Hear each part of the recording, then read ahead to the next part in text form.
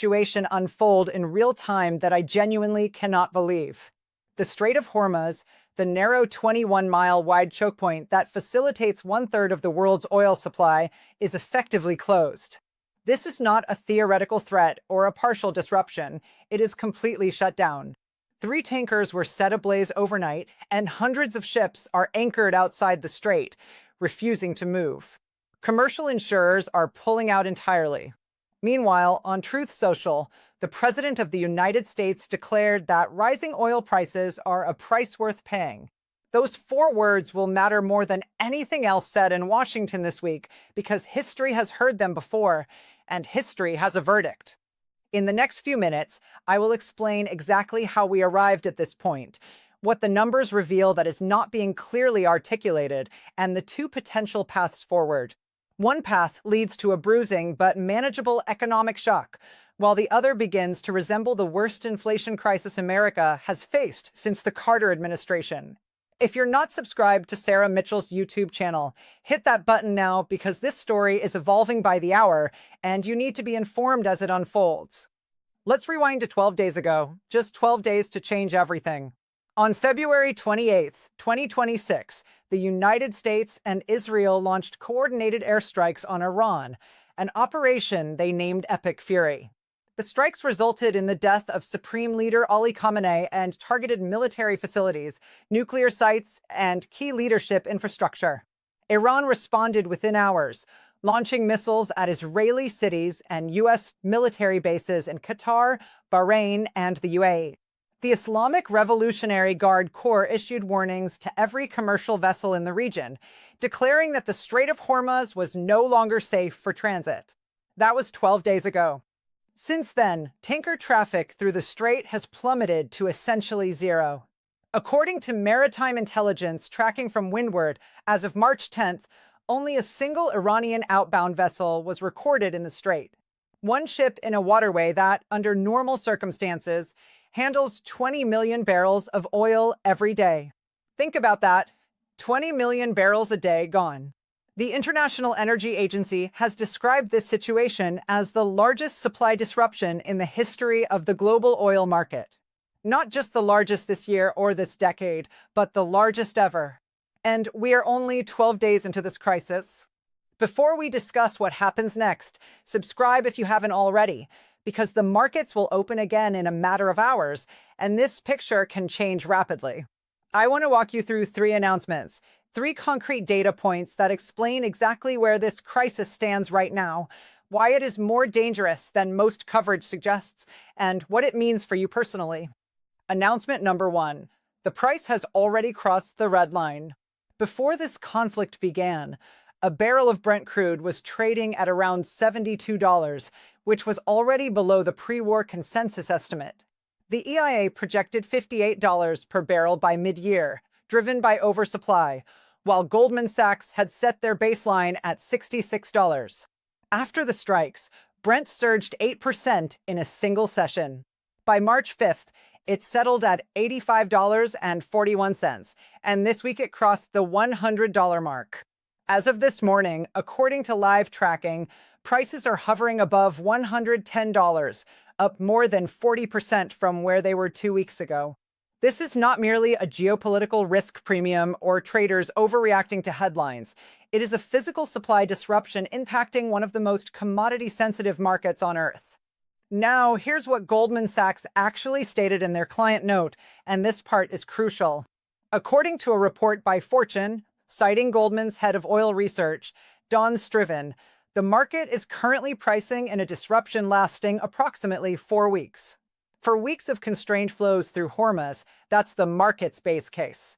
That's what $100 oil signifies. However, Goldman also examined a more severe scenario. If flows remain severely constrained for 5 full weeks, Brent prices could hit $100 and stay there, a level they associate with significant demand destruction. In their most recent update, they raised their 2026 U.S. inflation forecast from 2.1% to 2.9% and reduced GDP growth to 2.2% for the fourth quarter. They also assigned a 25% probability of a U.S. recession within the next 12 months. A 25% chance. That is not a tail risk. It represents a 1 in 4 likelihood of recession. Announcement number 2. This is not merely an oil crisis. It's an everything crisis. I want to take a moment to emphasize this because most coverage is framing this as a fuel price issue, a gas pump story. It's not just that. Oil is not merely gasoline. It flows into heavy fuel oil that powers maritime commerce, aviation fuel that affects airline ticket prices, and the energy required to produce steel, aluminum, glass, and cement. It also impacts fertilizer production, which is one of the most energy-intensive processes in the world. Direct inputs include petrochemicals, plastics, medical ointments, aspirin, polyester, and even carpets. The American Automobile Association reported that the national average gas price reached $3.41 per gallon by March 8th, up 43 cents in a single week. Goldman Sachs warned in a separate note, cited by CNN, that gasoline prices could reach $3.50 per gallon if the war extends into weeks, pushing inflation back toward 3%, a level that just 1 month ago had been declared essentially resolved. But the deeper issue lies in the supply chain mathematics. Qatar has already halted gas production and declared force majeure on its gas contracts. Iraq has shut down its export terminals. Iraq, one of the top 5 oil producers globally, has just turned off the tap. According to Reuters, 6 vessels have been attacked so far, including 2 tankers off the Iraqi coast. The U.S. Navy has, in the words of Energy Secretary Chris Wright speaking to CNBC, not yet been able to escort ships through the strait and likely won't be until the end of this month. We are on day 12. Europe is not immune to these developments. According to data from Al Jazeera, citing the U.S. Energy Information Administration, Europe receives between 12% and 14% of its liquefied natural gas from Qatar through the Strait of Hormuz. UK wholesale gas prices have already spiked, and analysts in London have pointed out that UK energy policy over the past decade has left it particularly vulnerable to this kind of external shock. Characterized by high industrial electricity prices, constrained North Sea extraction, and dependency on imported gas for marginal supply. In Asia, countries like China, India, Japan, and South Korea account for 69% of all crude oil that typically transits through Hormuz. Japan's refiners have already requested their government to release strategic reserves. South Korea's Kospi index experienced its most significant single-day crash since the 2008 financial crisis, dropping 12% in one session and triggering a market circuit breaker on March 4th. One narrow waterway, 21 miles wide, is now causing the entire global economy to reorganize around that gap. Announcement number 3. The political math is breaking down. Donald Trump won the 2024 election on a core promise to lower the cost of living, reduce the price of essential goods, and alleviate economic pressures. That was his mandate and coalition. Here's where that coalition stands now. According to an NPR/PBS News Marist poll conducted from March 2nd to 4th, 56% of Americans oppose U.S. military action in Iran, while only 36% approve of how Trump is managing the situation. This is already worse than his approval rating following the Soleimani strike in January 2020, which was itself highly controversial. Among independents, the group that swung to Trump in 2024 and whose support is crucial for Republicans to maintain control of the House, 61% are now against the war. According to a Quinnipiac University poll released on March 9th, 58% of voters disapprove of Trump's handling of the economy, marking the highest disapproval rating he has ever received regarding economic management. A Fox News poll from March 4th found that 61% of voters disapprove of his economic stewardship. Furthermore, an NBC News poll conducted right as the war began shows Democrats holding a 6-point advantage on the generic congressional ballot heading into the midterms, along with a 9-point lead among voters asked which party's candidate they would support in their district. Consider what this means arithmetically. The midterms are in November.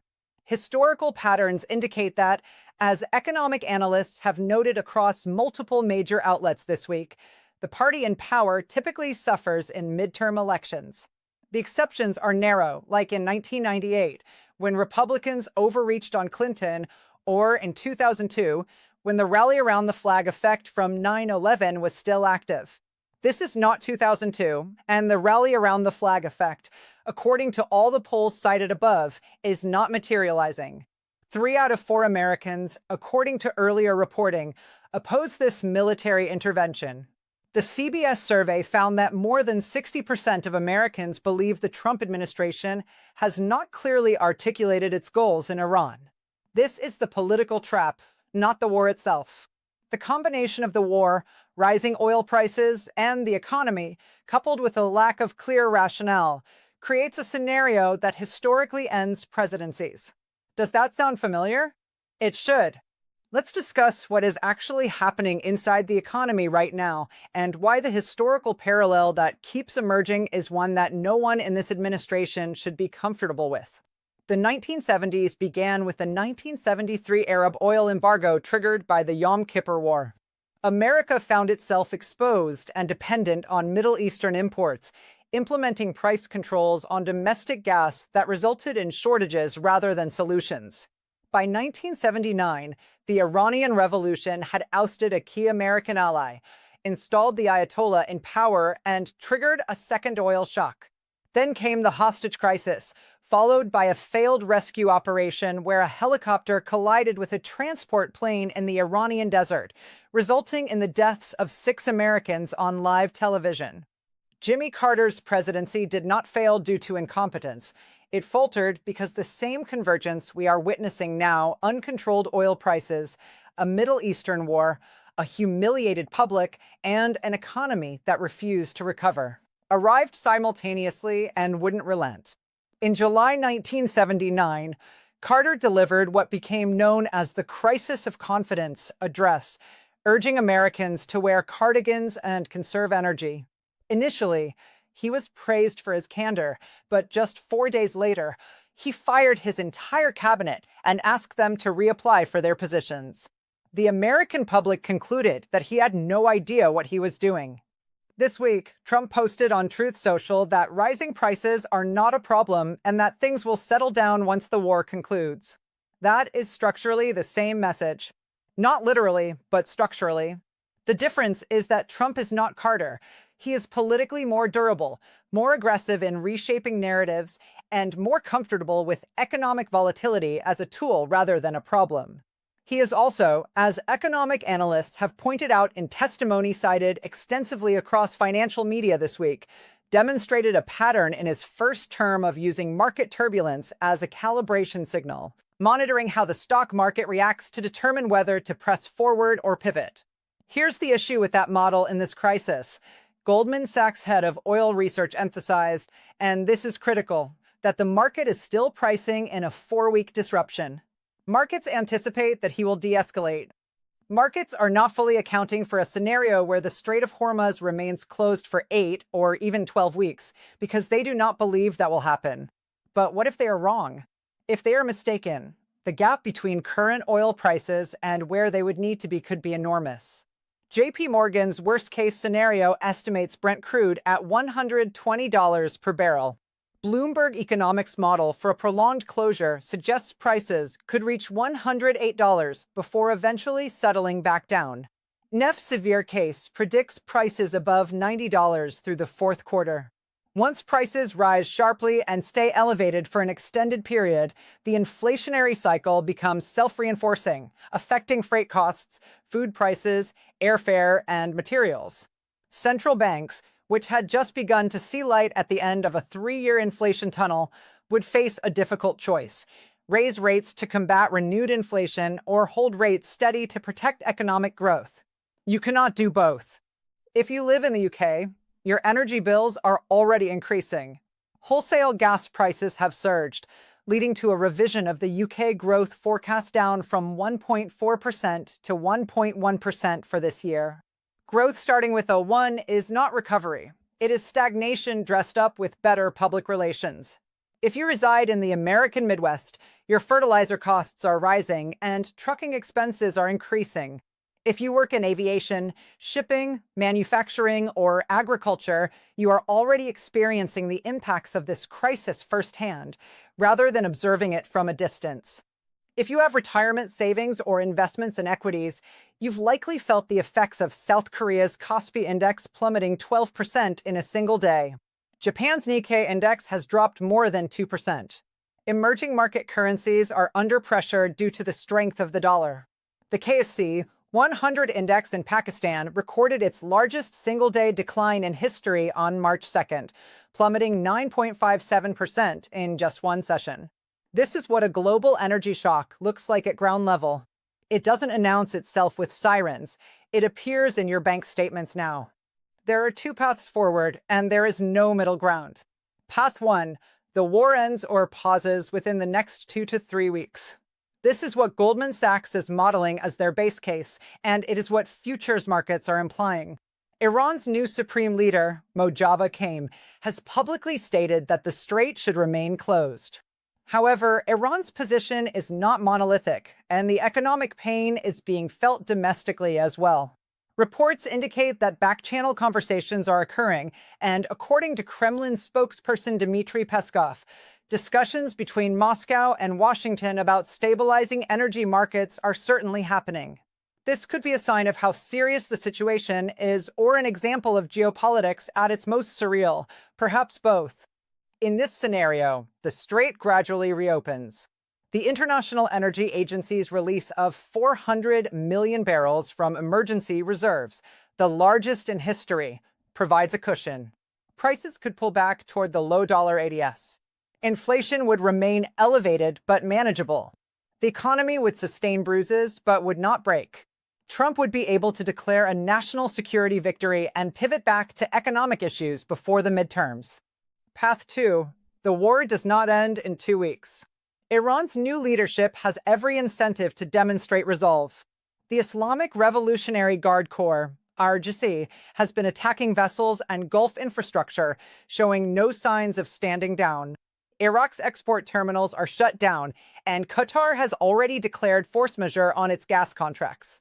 Qatar's energy minister, Saad al-Kaabi, warned on March 6 that if the conflict continues, other Gulf producers may be forced to halt exports entirely, which would lead to a collapse of economies, not merely damage or disruption, but a complete breakdown. In this scenario, oil prices do not stop at $100. They continue to rise. Inflation could surge back toward 3% or even 3.5%. The Federal Reserve would face a stagflation dilemma. Consumer spending, which accounts for more than 2/3 of the U.S. economy, would contract under the pressure of rising fuel costs. Goldman Sachs' 25% probability of a recession would start to look conservative. With midterms just 9 months away, every percentage point of disapproval already reflected in polls compounds the political pressure. Historically, the incumbent party tends to lose seats in midterm elections, and exceptions are rare.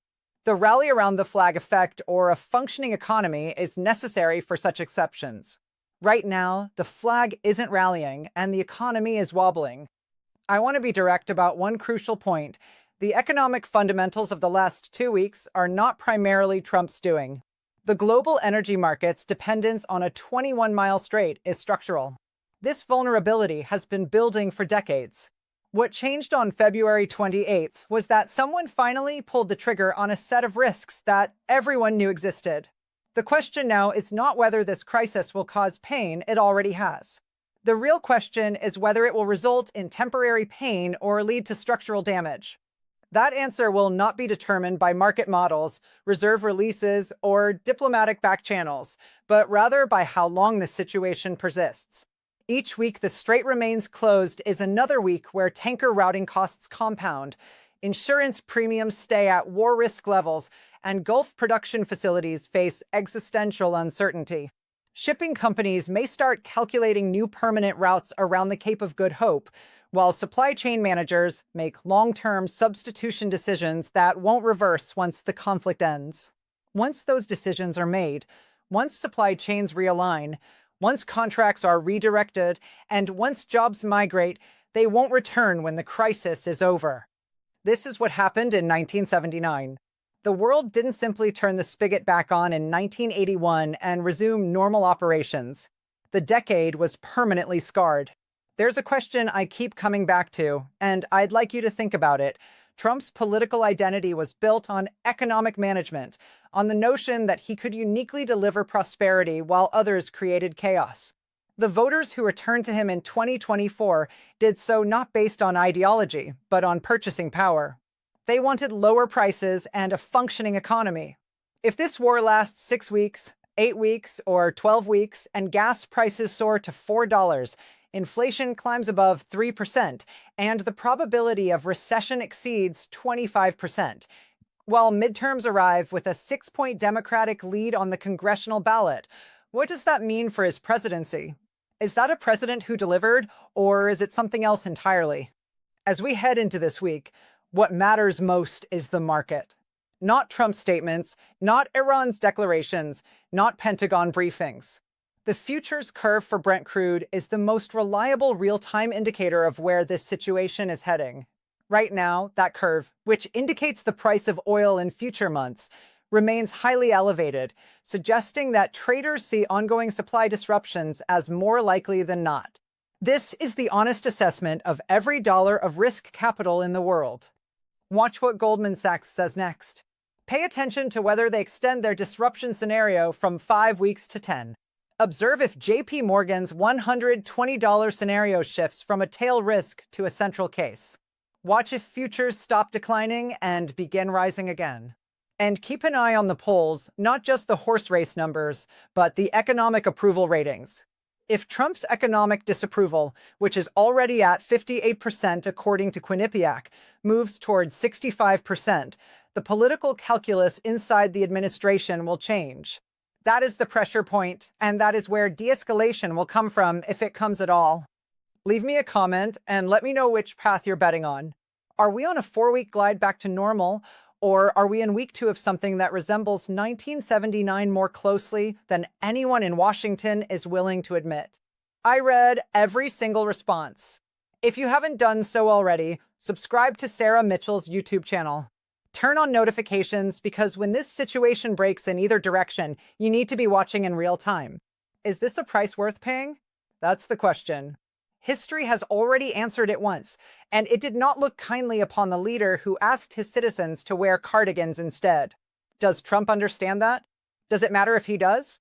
And the real question, the one that will define the next 6 months, remains to be seen.